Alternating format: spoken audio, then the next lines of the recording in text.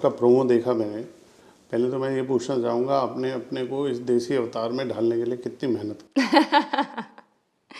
Sir बहुत मेहनत की है 2 साल के लिए एक्चुअली। मुझे पता चला कि हम लोग सीज़न 2 स्टार्ट कर रहे हैं 2022 में, और फिर 2022 के एंड में हमने शूटिंग स्टार्ट की। तो आनंद सर के वजह से एक्चुअली हम सब ने, जो पूरी कास्ट है, सब ने बहुत मेहनत की है, बहुत सारे क्लासेस किए हैं। आनंद सर जो हैं वो थिएटर से आते हैं, तो वो वर्कशॉप में बहुत विश्वास करते हैं। तो हाँ, बहुत खून पसीना एक करके शो बड़े प्यार से बनाया हमने। थोड़ा बताएं अपने किरदार के बारे में। जी। बहुत टफ लिख रहा है, प्यार में धोखा या क्या? थोड़ा सा कुछ खुलासा कीजिए आप हमारे दर्शकों के लिए। जो तमन्ना शर्मा है, जैसे आपने देखा होगा सीज़न 1 में, वो एक पॉप स्टार थी, वो एक स्टार थी, और उसके बहुत सारे फॉलोअर्स थे, उसे बहुत प्यार मिलता था जहाँ भी वो जाती थी। लेकिन वो एक मतलब सिंगर थी, लेकिन वो ऑटो ट्यून यूज़ करती थी, वो उस पर बहुत डिपेंड करती थी, और उसके लिए वो ठीक था तब तब फिर जब वो राधे से मिली, जो उसका प्यार था, उससे बहुत सारी चीज़ें रियलाइज़ हुई। और जब वो संगीत सम्राट बन जाता है, उसे ये रियलाइज़ होता है कि उसको अभी मीडियोकर नहीं बनना, वो उब गई थी उससे, उसको एक सच्चा कलाकार बनना था, जो राधे था उसके सामने। और उसने वो यूज़ करके ये डिसाइड किया कि वो वापस जाएगी म्यूज़िक स्कूल, म्यूज़िक सीखने, क्योंकि अब वो मतलब उसको ऑटो ट्यून ये सारे जो चीज़ें उसका सहारा नहीं लेना था। और मेरे ख्याल से ये एक डिसीजन लेना, ये बहुत मैच्योरिटी लगती है इसके लिए। तो जब मैंने प्रेप भी स्टार्ट किया था तमन्ना शर्मा के लिए, मैंने ये ध्यान में रखा था, आनंद सर जो हमारे डायरेक्टर हैं उनसे बात करके, कि मैच्योरिटी जो है वो फाउंडेशन होना चाहिए, और फिर उसके ऊपर से हमने बिल्ड करना चालू किया। तो जो सीज़न 2 में है, अगर आप देखेंगे, और होपफुली आपने देखा है ऑलरेडी प्राइम वीडियो पर, जो तमन्ना शर्मा 2.0 है, वो एक चैप्टर 2 है उसके लिए, वो मैच्योर है। उसमें बहुत एम्पैथी है, जो ये सारी चीज़ें ना एक सच्चे कलाकार में आती हैं।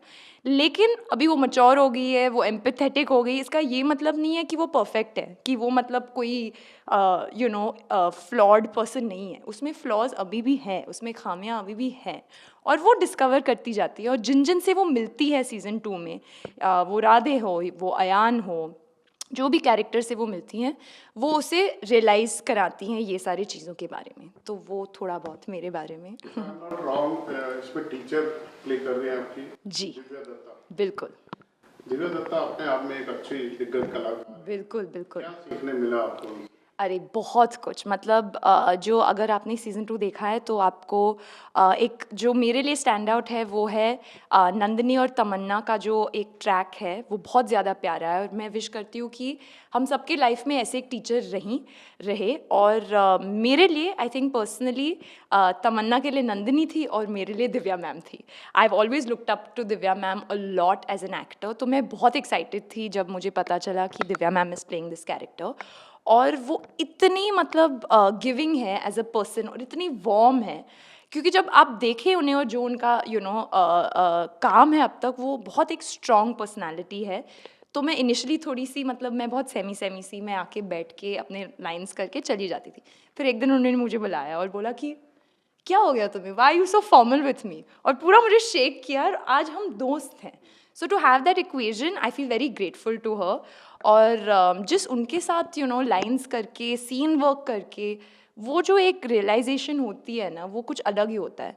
सो आई फील वेरी लकी। और जो सीख हैं एक्चुअली सीज़न 2 में तमन्ना के लिए, वो इतने प्यार से दिव्या मैम ने अपने कैरेक्टर के थ्रू मुझे समझाया है, जो सिर्फ तमन्ना को ही नहीं, श्रेया को भी समझ में आ गए। कि वो एक बात है जो मेरे साथ रहा है, वो है कि हम लोग आजकल मेंटल हेल्थ पे बहुत बात करते हैं। सो सब लोग बोलते हैं कि I am not good enough, this is not good enough, ये ठीक नहीं है, वो ठीक नहीं है।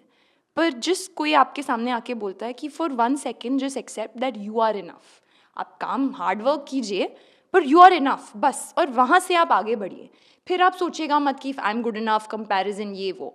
एंड आई थिंक वो सीख जो है, जो तमन्ना को मिलती है, वो श्रेया को भी मिली है। And thank you to Divya ma'am for. आपको कितना प्यार मिल रहा है सीजन 2 से?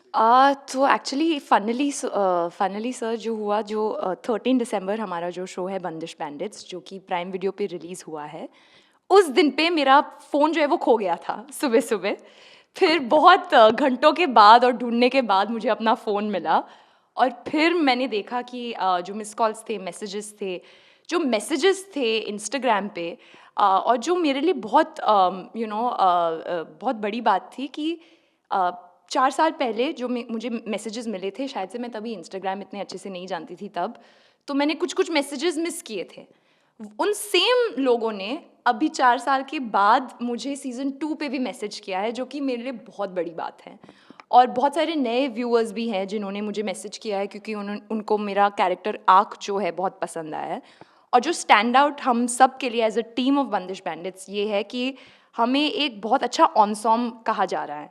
और जो स्टोरी है, जो कहानी है, क्योंकि ये एक आर्टिस्ट की कहानी है, बहुत सारे आर्टिस्ट की कहानी है एक्चुअली, और वो लोगों को मतलब वो छू रही है, तो हमारे लिए बहुत बड़ी बात है। हमारा हमारा जो म्यूज़िक है उसके बारे में भी चर्चा हो रही है।